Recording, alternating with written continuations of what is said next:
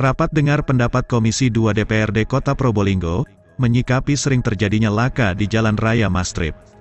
Probolinggo CB News Indonesia, DPRD Kota Probolinggo, merasa sangat prihatin serta ikut belasungkawa terjadinya laka di Jalan Mastrip Kota Probolinggo beberapa waktu yang lalu. Melalui Komisi 2, DPRD Kota Probolinggo memanggil instansi dan dinas terkait untuk melakukan rapat dengar pendapat, Jumat tanggal 18 November tahun 2022.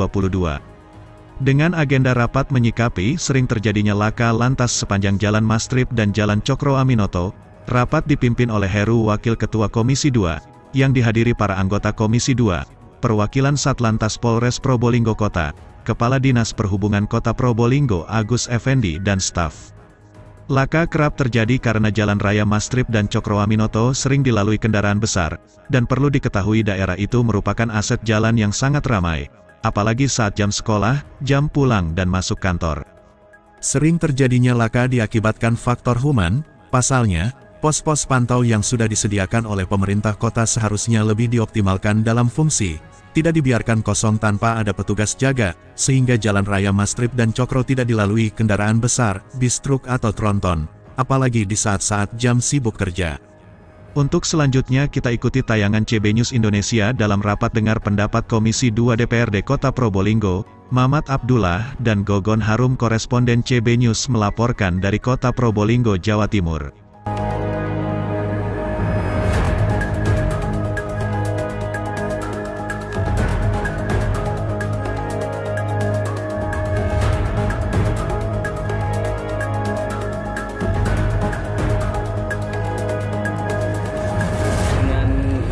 Adanya kejadian ini mungkin seperti apa dan upaya berikutnya mengingat banyak truk yang kendaraan besar juga masuk wilayah kota dan gitu.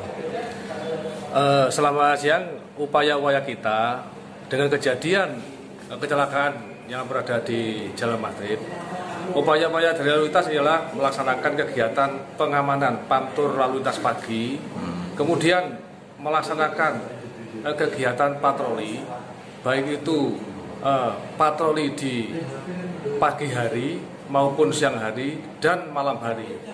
Dan kemudian kendala kita banyak kendaraan truk yang berada garasinya di dalam kota, dan juga banyak bongkar muat yang di dalam kota juga banyak, karena di situ di dalam kota banyak ada pergudangan, yaitu untuk toko-toko besar, toko-toko bangunan juga banyak juga yang di dalam kota, sehingga untuk kendaraan truk pengangkut barang tersebut mereka masuk ke dalam kota.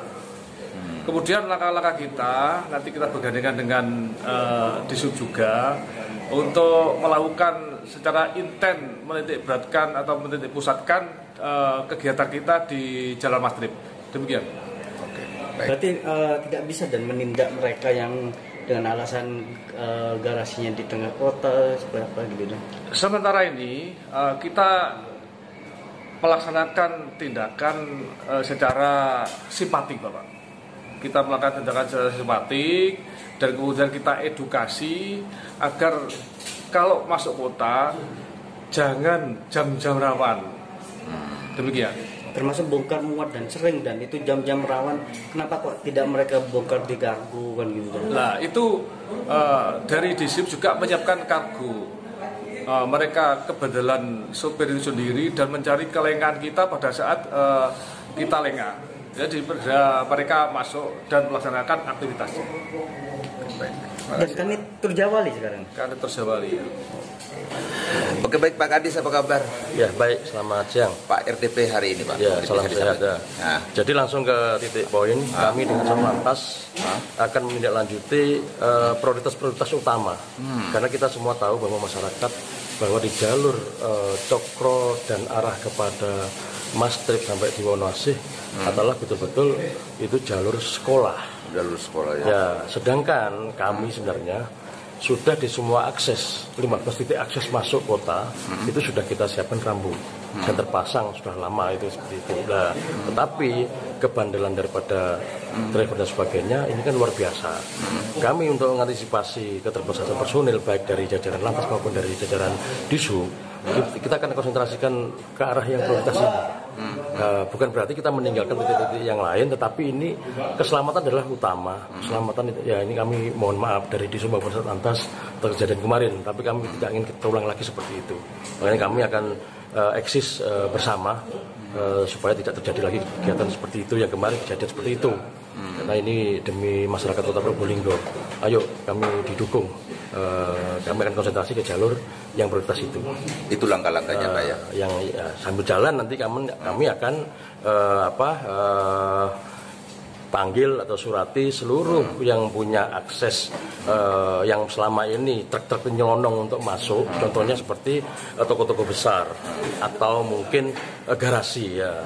Ini supaya dia pada waktu masuk ke kota ya harus ke jalur lewat Lingkar Utara, di kargo dia ngimbal barang. Itu aturannya begitu supaya tidak melanggar memasuki jalan yang bukan seharusnya. Rambu jelas, tetapi melanggar ini membahayakan masyarakat pengguna jalan, baik yang sepeda motor maupun masyarakat yang lain. Nah, ini yang singkat saja Pak Kadis, himbauannya saja. Ayo masyarakat, kami tetap akan semangat untuk menyiapkan hal ini, tapi kami juga tolong pada masyarakat untuk lebih hati-hati di jalan manapun untuk berkendara, sehingga sama-sama untuk selamat. Karena beberapa kendaraan-kendaraan yang besar itu masuk kota ini mensiasati petugas-petugas pada waktu kita ada di lapangan. Baik, terima kasih Pak. Baik Pak, mengenai pos pantau ini Pak, yang tadi juga banyak disinggung ini mengenai pos pantau. Yang banyak pos pantau tapi juga petugasnya jarang-jarang ada itu. Kembali lagi pada keterbatasan personil. Jadi kita punya 11 pos pantau yang ada di Disub dan ada 4 pos pantau dari Lantas dan itu dari Disub ada 8 personil, sedangkan pos pantau yang ada 11 itu sudah ada defisit 3, artinya ada 3 pos yang tidak terisi oleh petugas. Dari 8 pun itu kan pemantauannya pagi dan malam, jadi kekurangan itu menjadi sangat besar. Itu jadi perhatian Komisi 2 juga kayaknya ya. Pasti. Jadi kita tindak lanjuti nanti pada RDP berikutnya. Jadi pos pantau, kargo dan sebagainya yang menjadi problematika lalu lintas di Kota Probolinggo. Oke, baik. Terakhir dengan Pak siapa Pak? Dan Heru Estiati, Wakil Ketua Komisi 2. Terima kasih Pak. Terima kasih.